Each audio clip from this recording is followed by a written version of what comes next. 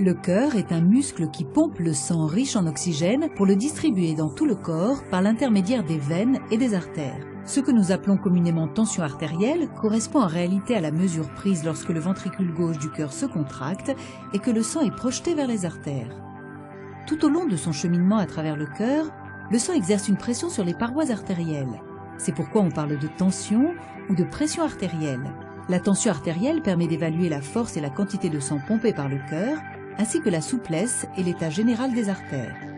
La tension artérielle se compose de deux éléments. La pression systolique, qui est enregistrée lorsque la tension artérielle est à son maximum au cours de la contraction du ventricule gauche, et la pression diastolique, qui est mesurée lorsque la tension sanguine est à son minimum, lorsque le cœur est au repos entre deux battements.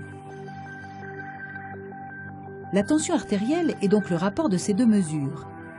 Une tension anormalement élevée sera appelée hypertension ou hypertension artérielle.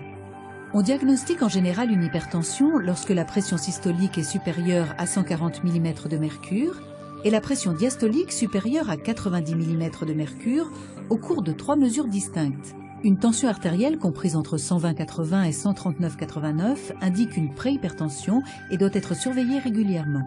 L'hypertension est liée à un grand nombre de pathologies, l'athérosclérose, l'insuffisance cardiaque, l'accident vasculaire cérébral, l'infarctus du myocarde ou encore des atteintes rénales, entre autres.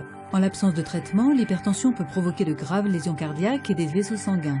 Les patients dits hypertendus peuvent généralement contrôler leur maladie grâce à des traitements et à une amélioration de leur régime alimentaire et de leur mode de vie.